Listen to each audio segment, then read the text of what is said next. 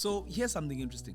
According to GlobalData, a research firm, Zimbabwe was the world's 6th largest producer of lithium in 2023, with output that was up 428% from 2022. Yes, 400%. Now, over the last 5 years, ending in 2022, lithium production from Zimbabwe has decreased by 9.8% due to political and economic challenges. But with the economy opening up after sanctions from the US have been lifted, lithium mining is just one of the industries that is expected to rise in the country. Estimates say that this could be as much as 31% between 2023 and 2027.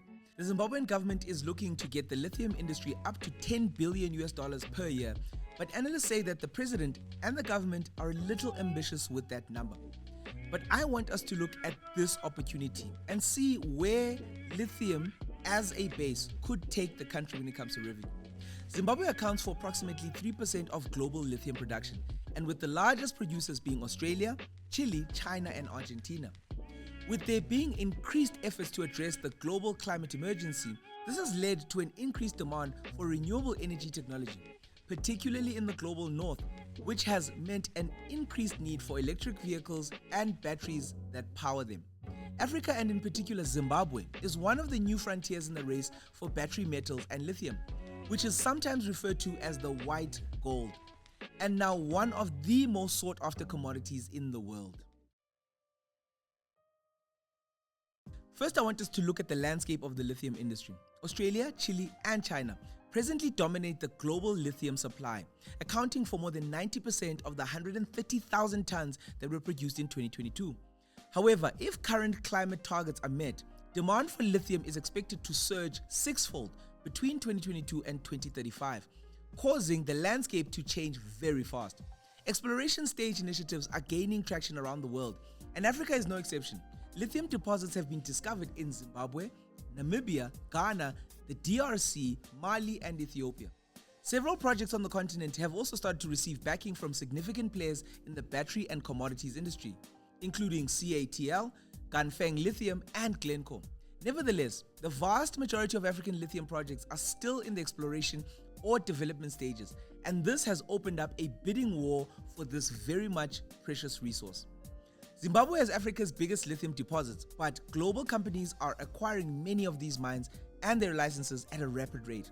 Question marks are still hanging over the extent to which the local governments and the citizens in Africa will benefit from this newly important mineral boom. Zimbabwe has enormous potential in the lithium sector. The country's significant mineral resources, particularly iron and lithium, position it as a key player in the global energy transition. Some experts even believe its massive lithium resources have the potential to supply up to 20% of global demand for this light metal. However, in 2021, it produced only 1% of the world's lithium and ranked 6th among top lithium producing countries, trailing Australia, Chile, Argentina, and Brazil. Zimbabwe's total output in 2021 was 1,200 tons, whereas Australia produced 55,000 tons in that same time frame. In 2022, Zimbabwe was said to possess the planet's 9th largest proven lithium deposits, estimated at 310,000 tons of the stuff.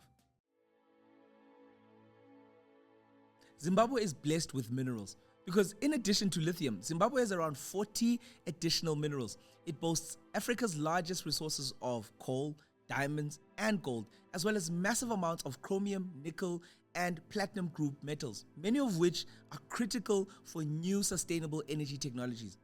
The country has the world's 2nd largest platinum deposits and high-grade chromium ores, totaling around 2.8 billion tons of the stuff and 10 billion tons of chromium ore. It is also one of the continent's top nickel ore exporters, with South Africa and Mozambique as primary destinations for it. The country has an enormous 37 billion tons of good-grade iron ore deposits that have yet to be even mined. Zimbabwe is set to start exporting iron and steel from the Manize plant in the Midlands province, a giant China-funded $1.5 billion project that's set to position the country as the biggest steel producer on the continent. Yeah, I miss ISCO. With over 4,000 recognized gold deposits, Zimbabwe has the world's 2nd biggest gold reserves per square kilometer. As the country's largest export, gold is critical to the Zimbabwean economy, acting as a primary driver of short-term economic growth and also attracting the most amount of foreign direct investment. The country's PMG resource base provides a unique potential to create world-class mines and processing facilities in the country.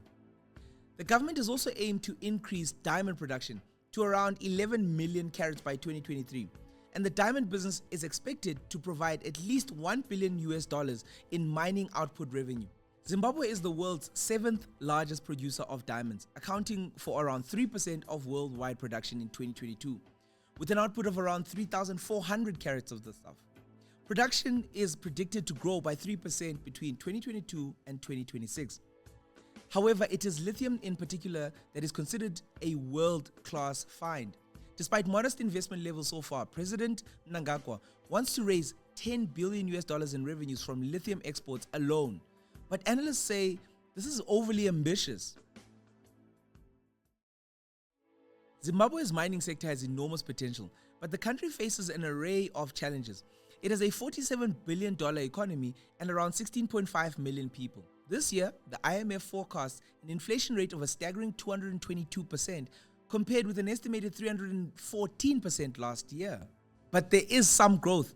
It's estimated that the economy expanded at 4.1% last year and is forecasted to grow by 3.6% this year.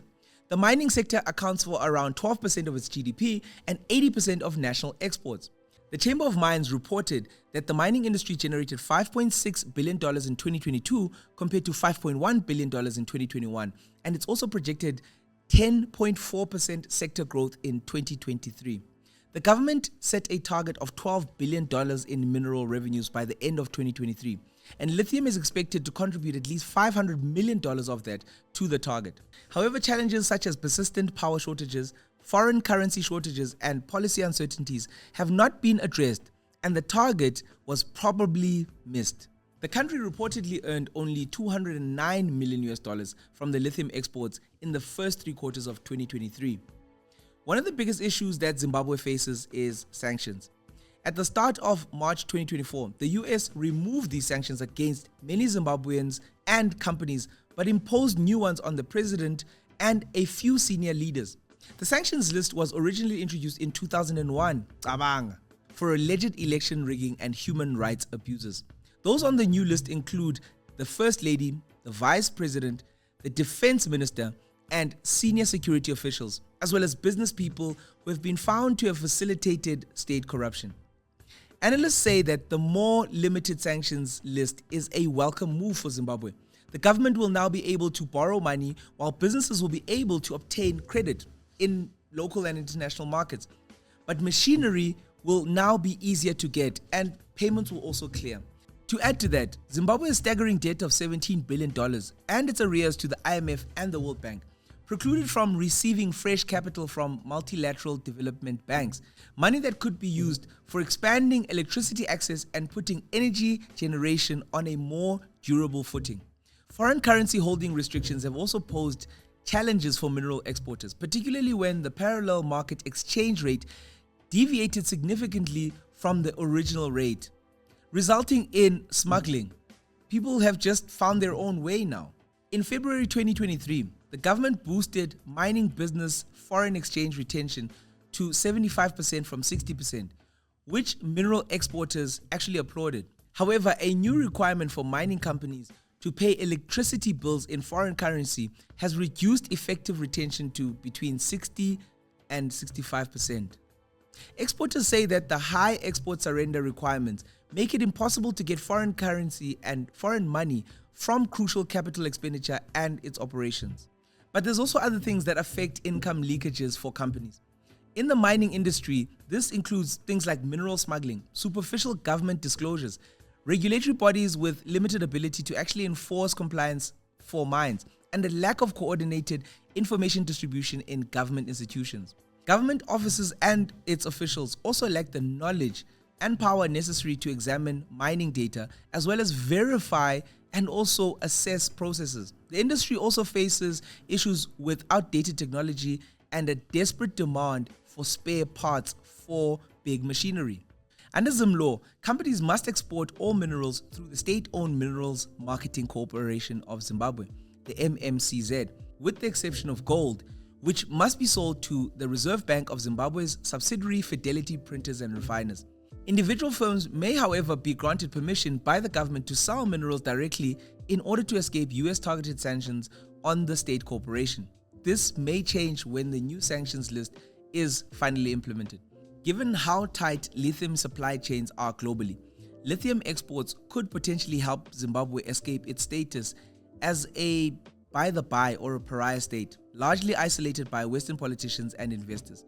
But a big scramble is now underway for the country's critical minerals, and at the moment, China is winning in this race, and many countries around the world don't like that. This could and likely will mean that there's more political challenges for Zimbabwe in the future. But with so much at stake, a way forward is needed and must be found in order for Zimbabwe's economy to grow. Zimbabwe must be made great again. Thank you for watching up until this point. I hope that this topic was really interesting to you. Maybe check out one of these other videos and maybe they might just be as interesting as this one. I'll check you in the next one. Cheers.